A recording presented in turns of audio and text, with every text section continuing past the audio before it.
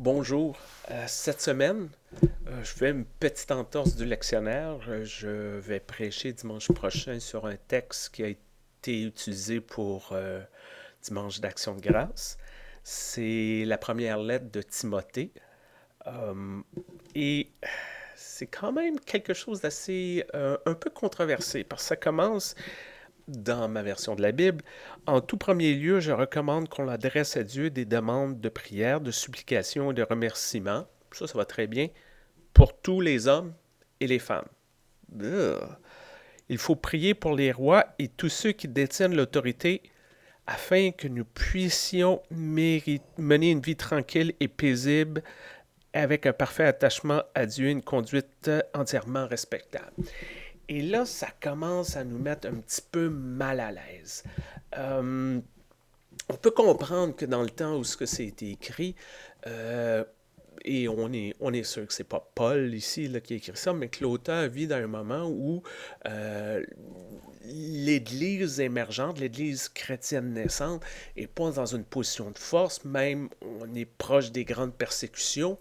On peut comprendre que de dire, ben, faites attention, euh, ménagez vos relations, puis faites-vous pas trop marquer. On comprend ça. Mais aujourd'hui, c'est vraiment pas le cas. C'est vraiment pas notre cas à travers l'Amérique du Nord. Là. Et ça nous met vraiment mal à l'aise. Les églises protestantes de tradition libérale, comme l'Église unie du Canada, on prie pas pour nos gouvernements. On s'oppose à nos gouvernements. Même, on vient d'avoir, tout juste vient d'avoir une élection, puis là, on a un nouveau gouvernement, on est plein d'espoir, puis tout ça.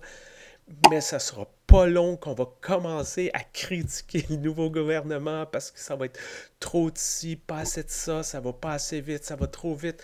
Ça fait partie de notre ADN de critiquer le gouvernement. Et on a un texte qui nous invite à prier pour tous, là. Tout le monde. Là. Pas juste nos amis, pas juste la personne au bout du banc d'église, là, peut-être qu'on connaît plus ou moins, mais tout le monde, tout le monde, tout le monde. Là. Des meurtriers, des violeurs, des terroristes. C'est très radical, c'est très provocateur. Deux premières réflexions, deux choses. La première, c'est une citation qui vient de Jean Chrysostome, un des pères de l'Église, il y a plusieurs siècles, qui dit quelque chose, bon, je vous traduis ça quand même, je ferai grâce du latin et du grec, là, qui dit quelque chose comme, lorsqu'on prie pour quelqu'un, on ne peut pas vraiment totalement haïr cette personne-là. Et c'est vraiment intéressant parce que si on prie pour quelqu'un, c'est qu'à quelque part, on reconnaît qu'il y a quelque chose dans cette personne-là, qu'il y a un potentiel de rédemption, qu'il y a un potentiel de changement et qu'on ne peut pas être totalement opposé. C'est comme si la prière à quelque part, nous rapproche des personnes avec qui c'est difficile de prier, que peut-être qu'on a une mauvaise relation, peut-être qu'ils font des choses qu'on ne comprend pas, qui nous provoquent, qui nous choquent. Mais si on prie, ça réduit cette distance-là, puis peut-être qu'on peut essayer de trouver des points communs, on peut essayer de voir le potentiel, pas nécessairement excuser tout, mais travailler sur cette haine qu'on peut avoir envers des gens que c'est difficile. Et peut-être la deuxième chose, c'est euh, notre compréhension de la prière.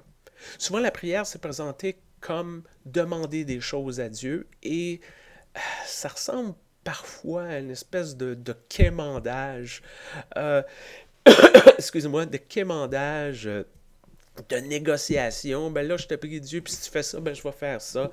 Un peu comme dans la chanson de Dédé Fortin, Bon Dieu, donne-moi une job, tu vas me voir toi dimanche à l'église.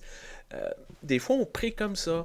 Puis quand on n'a pas ce qu'on obtient, ah ben là, ça marche plus, là. C'est parce qu'on n'a pas prié suffisamment fort, ou pas de la bonne façon, ou ça va arriver. Peut-être que Dieu voulait pas nous donner ça parce qu'il voulait pas que ça nous arrive, ou qu'il y a une raison cosmique.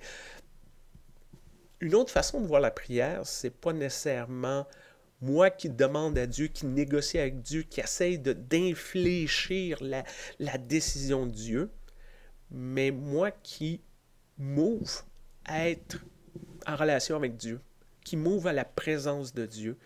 Et la prière ne devient pas l'importance de la prière, le nœud de la prière ne vient pas nécessairement de la est-ce qu'on demande est accompli ou non, mais du moment dans lequel nous sommes avec Dieu, que nous nous ouvrons à Dieu.